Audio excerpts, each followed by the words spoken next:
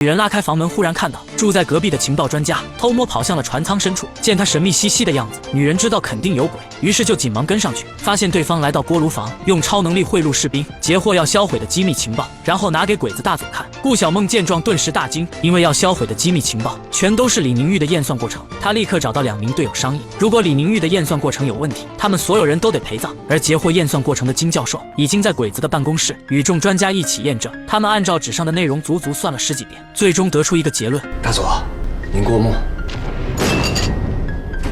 说结果。李宁玉的结果，不，他的验算只是在寻找初代机的密码本规律，根本没有涉及到2代机的结构改进。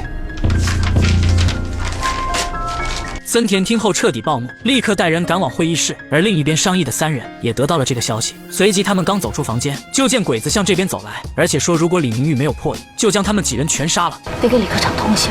现在就算想选也没时间了，我去拖时间，你们找他。随即他们分头行动，因为他们已经想到了破局之法。而此刻正要开门的鬼子，却听船上突然响起警报声，而且还是电讯科传来的。森田见状，紧忙带人赶往。顾小梦则趁机进入会议室，金生活也展开了行动。玉姐，你来干什么？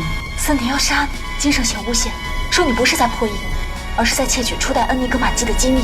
他马上就要过来兴师问罪了，你现在只有这一条路了。这是金生活伪造的密电，就用它向森田证明你已经破解了2代恩尼格玛机。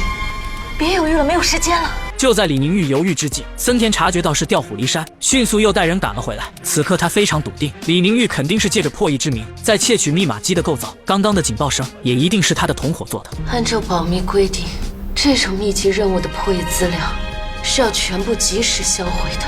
是我从销毁炉前抢出来的。大佐，我向他们前后交出了4批稿纸执行销毁，不知道金前辈只是抢出了这一份，还只是把这一份呈给大佐看了。如果大佐看了那4批稿纸，就会明白，我不仅仅是验算了初代机的构造原理和密码本规律，还模拟了从初代机到2代机的改装结构。如果您只看到这一份稿纸，凭什么就断言我在窃取初代密码机的机密？如果全部的稿纸都在你手里，那么这样误导大佐陷害我又是为了什么？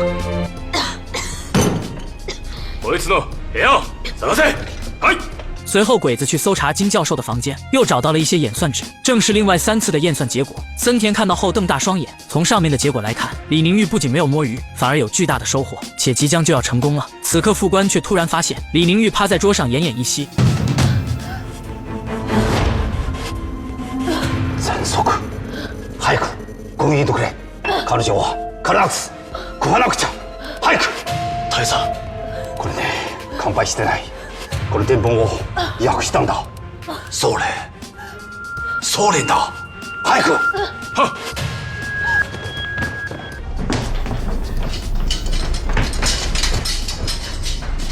是军医，好像是去往会议室的方向。